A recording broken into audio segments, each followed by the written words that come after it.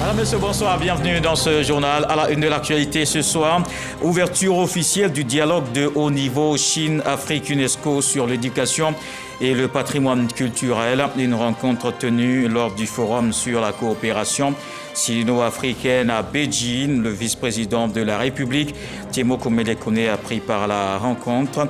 Il s'est aussi entretenu, vous allez certainement le voir, avec plusieurs personnalités du monde politique et des finances. Le 9 septembre, ouverture des classes au niveau de l'enseignement technique, de la formation professionnelle et de l'apprentissage. Le ministre Kofi Nguessan a fait le lancement hier. Il a profité pour faire le point de l'année écoulée. 2024-2025 verra le lancement du renforcement de la coopération. Il y a un arrêt dans ce 20h sur les concours de la fonction publique. Tout se déroule bien pour cette session 2024 selon les organisateurs. Des actions mises en œuvre pour renforcer la crédibilité, notamment un guichet unique créé pour uniformiser les procédures des cours de préparation en ligne. Le dossier à suivre. Et puis en sport, football éliminatoire Maroc-Côte d'Ivoire. Côte d'Ivoire-Zambie à Bouaké, c'est la pause 0-0. Et Éléphant et Chipolo-Polo se tiennent. Entre-temps, le championnat national, la reprise, c'est le 20 septembre. Pour les Ligues 1 et 2, le président de la Ligue professionnelle, Salif Bitogo, était face à la presse pour donner les différentes articulations de la saison. Allons en Asie pour démarrer à Beijing. Le vice-président de la République représente le président de la République au 4e sommet du Forum sur la coopération sino-africaine. Timo Komelekone a pris part ce vendredi à l'ouverture officielle du dialogue de haut niveau Chine-Afrique-UNESCO, une rencontre sur l'éducation et le patrimoine culturel. Il s'est aussi entretenu avec des autorités politiques et d'institutions financières. Alexis Ouedraogo. Le dialogue de haut niveau Chine-Afrique-UNESCO avait pour thème promouvoir conjointement le développement de l'éducation et la protection du patrimoine culturel en Afrique. Occasion pour le vice-président d'interpeller les États sur la nécessité de bâtir des systèmes éducatifs porteurs de progrès et incarnant les valeurs culturelles de nos sociétés. Nous devons surtout œuvrer au renforcement du binôme éducation-culture afin que le patrimoine culturel de nos pays trouve sa place et sa valeur dans les jeunes générations. Ce n'est qu'en unissant nos forces que nous pourrons transformer ces discussions en actions concrètes et construire un avenir où l'éducation et la culture constituent de véritables piliers de modernisation assumés par nos sociétés. Dans le cas particulier de la Côte d'Ivoire, le vice-président a indiqué la force de la coopération internationale avec l'exemple des États généraux de l'éducation nationale en Côte d'Ivoire qui ont permis de moderniser les méthodes d'enseignement en intégrant des technologies numériques. Autre succès appuyé par la Chine, l'Académie des talents et l'école de la deuxième chance. Le séjour du vice-président de la République a été également marqué par son entretien à la Cité des hôtes d'État avec le vice-premier ministre chinois. C'est beaucoup d'honneur que vous mettez en plus dans cette amitié entre la Côte d'Ivoire et la Chine, et particulièrement encore beaucoup plus important, cette relation avec l'Afrique. Je voudrais surtout prier de bien vouloir transmettre au président de la République populaire de Chine, grand ami de la Côte d'Ivoire, les chaleureuses félicitations et la gratitude, surtout, du président Alassane Ouattara pour son inlassable engagement en faveur du développement des pays africains et d'une gouvernance mondiale équitable. Cet entretien a été suivi par un échange entre le vice-président de Côte d'Ivoire et celui de la société chinoise d'assurance crédit d'exploitation Sinosure. Timo Komelekone a aussi eu un entretien avec la présidente de la banque Export-Import de Chine Exim Bank sur le sujet du financement de l'économie ivoirienne qui affiche un taux de croissance de l'ordre de 7 à 8% depuis 2012. 2 autres entretiens bilatéraux sont prévus à l'agenda du vice-président ivoirien ce samedi 7 septembre à Beijing avant son retour sur Abidjan. Et c'est justement Abidjan une autre coopération, celle entre la Côte d'Ivoire et les États-Unis qui se renforce. La Côte d'Ivoire bénéficie du soutien technique et financier de l'USAID et le PEPFAR, un partenariat jugé satisfaisant. L'ambassadeur des États-Unis et le ministre de la Santé étaient en visite à la nouvelle pharmacie de la santé publique. Léon Brou nous apprend que le financement du secteur va se poursuivre. L'ambassadeur des États-Unis à la nouvelle pharmacie de la santé publique, en abrégé NPSP. Centre d'intérêt de cette visite de travail en présence du ministre en charge de la Santé, l'entrepôt d'approvisionnement, de stockage et de distribution, fruit du projet d'approvisionnement des produits de santé, en abrégé LHSPLA. Un projet né du partenariat entre la nouvelle pharmacie de la santé publique et l'USAID, passé donc au peigne fin, cet outil de gestion intégrée pour la réforme de la NPSP et ses acquis. Aujourd'hui, la gestion de la NPSP est informatisée avec un système assez performant qui permet d'avoir la traçabilité de l'approvisionnement, la traçabilité de la distribution, et donc ça concourt à la bonne gouvernance au niveau de la gestion de notre institution. Le ministre de la Santé, quant à lui, se félicite de la réduction du délai d'approvisionnement des centres de santé par la NPSP de plus de mois à une semaine, non sans révéler l'impact du partenariat avec l'USAID sur tout le système de santé.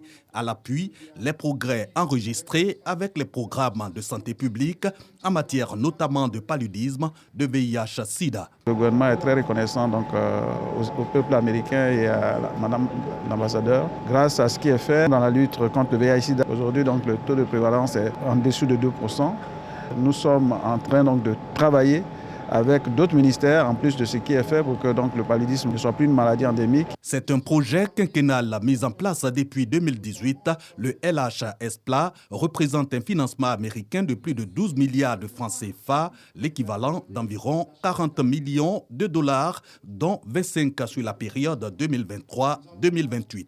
Nous avons pu voir de manière efficace la distribution des médicaments pour que chaque personne qui puisse aller à une pharmacie, qui puisse aller à un centre de santé, peut avoir ce qu'il faut pour être en bonne santé. Donc nous sommes fiers d'investir dans la Côte d'Ivoire pour les Ivoiriens.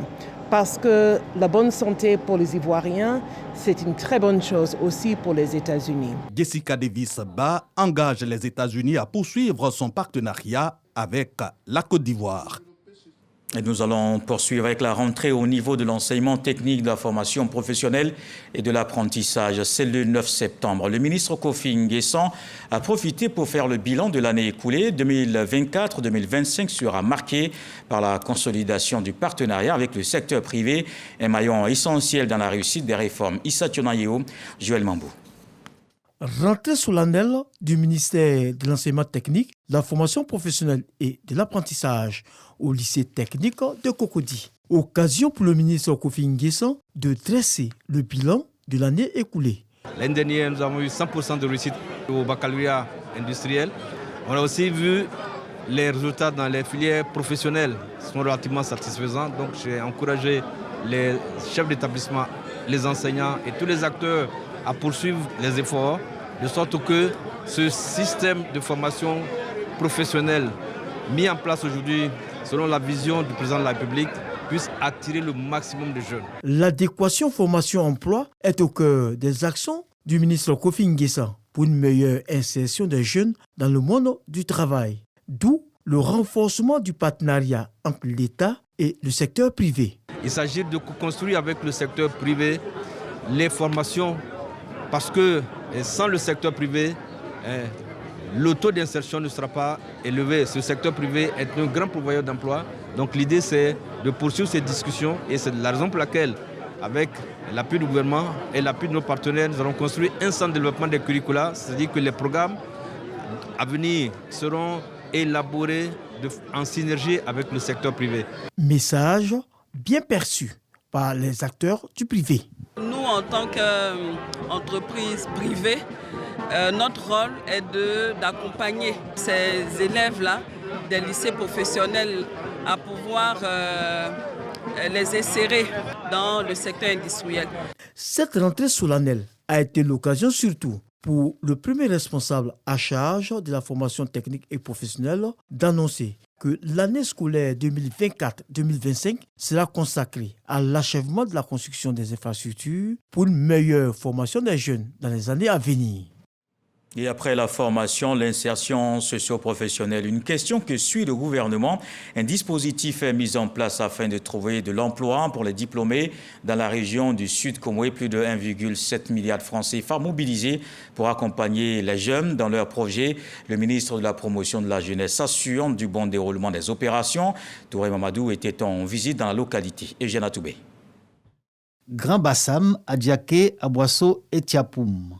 Dans ces chefs-lieux du département de la région du Sud-Comoé, le ministre de la Promotion de la Jeunesse, de l'Insertion professionnelle et du service civique s'est fait une idée des actions menées au bénéfice des jeunes dans le cadre des programmes élaborés en leur faveur. Touré Mamadou a recueilli leurs propositions et leurs suggestions en vue de l'amélioration des dispositifs d'insertion existants.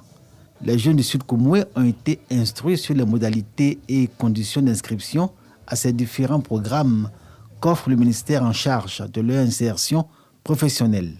Les mécanismes de financement ont été vraiment améliorés pour vraiment satisfaire les jeunes et permettre aux jeunes de pouvoir être beaucoup plus engagés dans le développement de la Côte d'Ivoire. 1104 jeunes du Sud-Comoé bénéficient du programme apprentissage mis en œuvre par le gouvernement.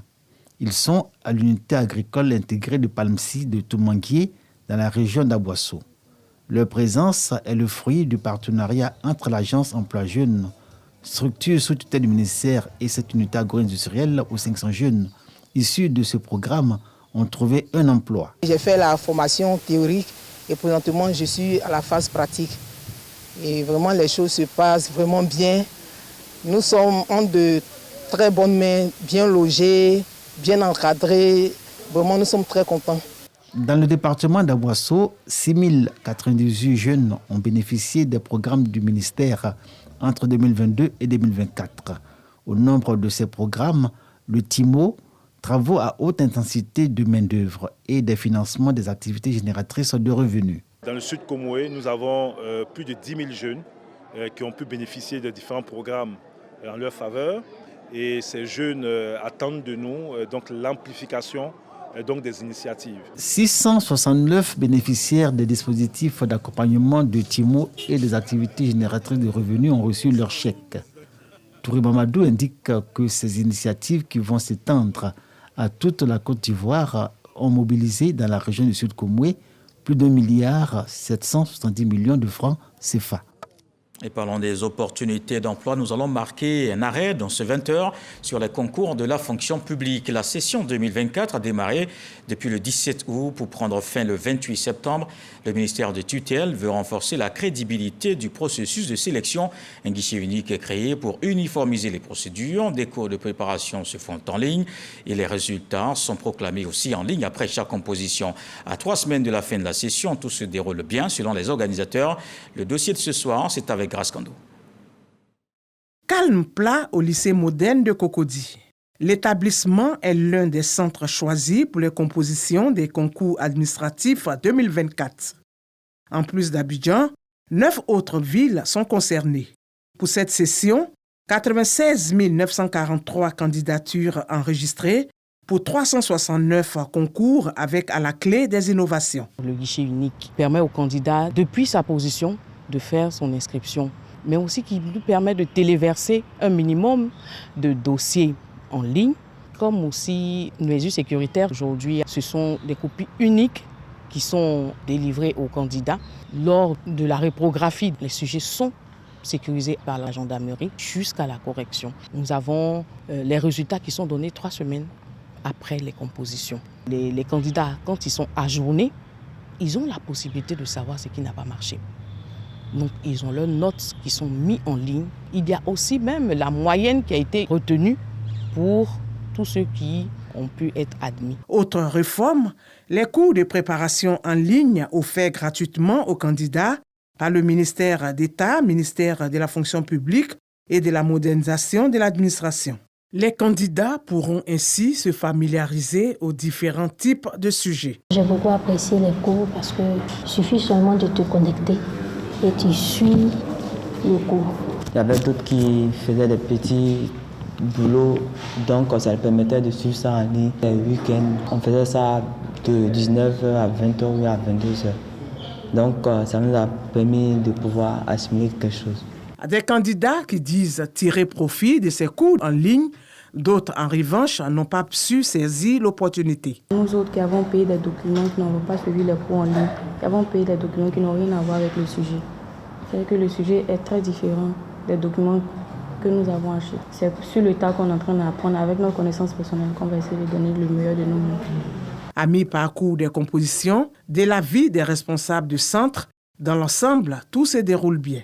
Le ministère de la fonction publique a mis les bouchées doubles. Le nombre d'acteurs commis à la surveillance, commis au secrétariat, au niveau des agents des forces de l'ordre. Vous voyez que le centre est vraiment pourvu. D'une manière générale, tout se passe bien. Si tout se passe bien, l'on constate tout de même l'absence de certains concours directs cette année. Il s'agit notamment de ceux relatifs aux adjoints administratifs, maîtres d'éducation permanents, assistants comptables et techniciens supérieurs de la communication. Nous travaillons avec tous les ministères dans ce que nous appelons la conférence de programmation des effectifs. Et c'est au cours de cette conférence que chaque ministère nous dit ses besoins, par emploi. Période de concours rimant avec spéculations diverses, le ministère d'État, ministère de la fonction publique, à travers son directeur général, invite donc les candidats à se détourner des pratiques peu recommandables. Il n'y a pas de réseau, il n'y a pas de parrainage. Il faut aller travailler. Il faut déjà se préparer en sachant quelles sont les épreuves auxquelles on est soumis lorsqu'on est candidat à un concours donné. Il y a des candidats qui découvrent la nature des épreuves le jour de la composition. Ça, c'est déjà un premier pas vers l'échec. Il faut comprendre son concours, savoir quelles sont les disciplines auxquelles on va participer et se préparer en conséquence. Et d'ailleurs, pour accentuer la crédibilité des concours, ceux-ci sont conditionnés par la signature d'une charte d'éthique des différents acteurs impliqués dans le processus. Acteurs dont fait partie le corps préfectoral. Nous nous engageons à faire en sorte que ces concours se déroulent dans de très bonnes conditions. Des concours crédibles, ça veut dire demain une administration crédible. Des mots extrêmement importants. Nous sommes prêts donc à faire en sorte que tous ces mots d'ordre qui ont été donnés par la ministre d'État soient suivis, respectés. Tous les acteurs sont impliqués, disciplinés, engagés conformément à leur lettre de mission. Ce qui nous permet d'avoir une organisation fluide et de pouvoir donner des résultats dans les délais qui nous ont été impartis donc, par Madame le ministre d'État. Notre devise, c'est célérité, crédibilité, transparence. C'est le triptyque autour duquel nous organisons les concours administratifs. Un communiqué circulant sur les réseaux sociaux annule la session des concours administratifs 2024. Sur la question, Soro Ninagafol, directeur général, apporte un démenti. Les compositions se déroulent bel et bien dans les 10 villes retenues. Ce sont, entre autres, Abidjan, Yamoussoukro, Gagnoa, Man et Bondoukou. Elles prendront fin le dimanche 29 septembre prochain.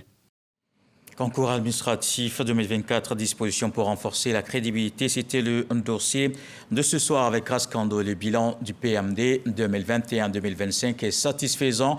C'est ce que l'on retient de la revue globale sur la mise en œuvre. Une rencontre avec la société civile, le secteur privé et les partenaires de la Côte d'Ivoire. Un bilan qui jette aussi les bases du prochain plan national de développement. Dangui.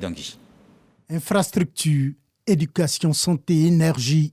Les réalisations du plan national de développement PND 2021-2025 sont visibles, aussi bien que la transformation structurelle de l'économie ivoirienne que ce PND induit. C'est ce qui ressort de la revue globale de la mise en œuvre du PND 2021-2025 lancée ce vendredi, en présence des autorités et des partenaires techniques et financiers de la Côte d'Ivoire. La Côte d'Ivoire a montré un développement très positif dans les dernières décennies, mais il reste encore des défis, soit au niveau des secteurs sociaux, sur l'éducation, la santé. Ces réalisations cachent mal les défis que soulève l'objectif du gouvernement qui est de faire de la Côte d'Ivoire un pays à revenus intermédiaires de la tranche supérieure.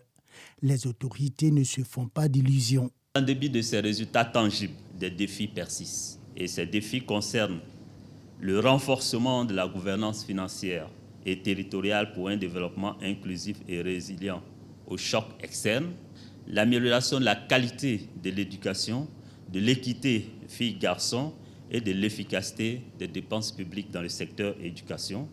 Avec cette revue globale de la mise en œuvre du PND 2021-2025, le gouvernement s'acquitte d'un devoir de responsabilité, de redevabilité et de transparence.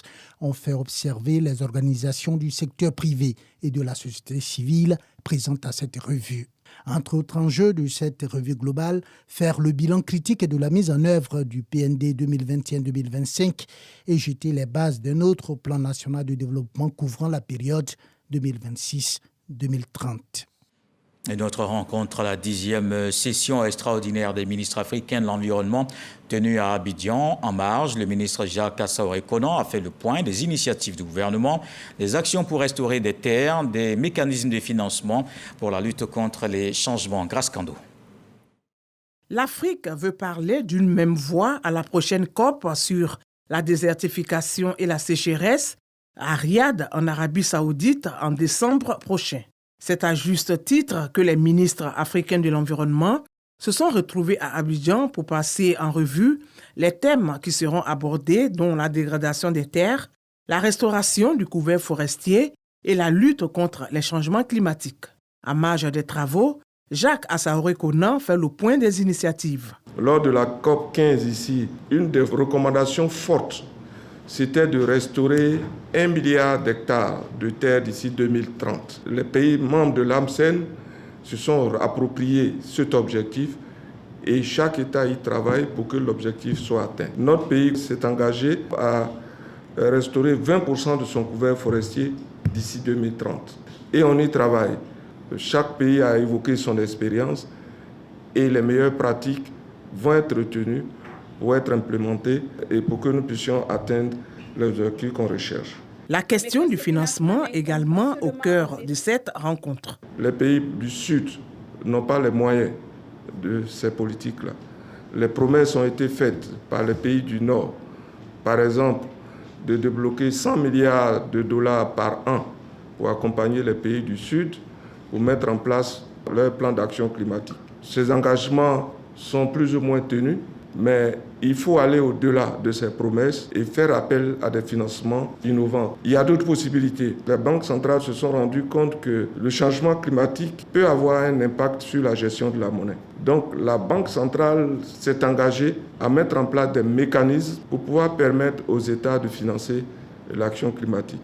La Convention des Nations Unies sur la lutte contre la désertification et le Programme des Nations Unies pour l'environnement s'engagent à soutenir la conférence ministérielle africaine sur l'environnement. Zéro accident en période de rentrée scolaire, c'est le message à retenir de la 20e édition de la Semaine nationale de la sécurité routière. Le retour des élèves à l'école est un moment de forte affluence dans la circulation. Vous le savez, cette sensibilisation menée par l'OSER se poursuit jusqu'au 10 septembre. Tous les usagers de la route sont donc exhortés à la prudence. Jean-Michel Kouadio, Khalil Diomandé. Zéro accident de la route en période de rentrée scolaire. C'est le mot d'ordre donné pour cette 20e édition de la Semaine nationale de sécurité routière. Le nombre d'accidents de la route est passé de plus de 14 000 en 2021 à 13 000 en 2023, selon l'OSER, l'Office national de sécurité routière. Une avancée pour l'État de Côte d'Ivoire qui veut réduire le fléau de 50% d'ici à 2030. D'où la tenue de cette campagne de sensibilisation. Le Pougon, pour nous, représente un pôle très important du transport urbain et interurbain, du fait que ça constitue la porte d'entrée et de sortie de beaucoup d'automobilistes. Et c'était pour nous important de nous imprégner de la réalité en nous rendant sur le terrain ici pour procéder au lancement de cette campagne de sensibilisation. Les messages qui ont été distillés, aussi bien à l'attention des conducteurs qu'à l'attention des usagers de façon générale, les piétons ou les transporteurs, que ces messages ont été bien compris. À cette rencontre, transporteurs et automobilistes ordinaires sont invités à adopter des comportements responsables sur les routes. La tenue mécanique des véhicules intervient la plupart du temps dans les accidents. le fait que le conducteur soit fatigué ou bien l'inobservation de code de la route aussi intervient. Quand vous mettez les deux facteurs ensemble, vous comprenez que l'homme aussi a une responsabilité dans la survenue des accidents.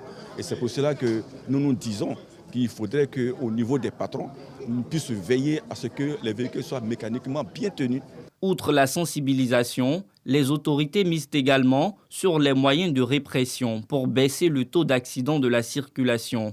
Au mois d'août 2024, 26 chauffeurs indélicats ont vu leur permis de conduire suspendu pour une période de 3 mois à 5 ans.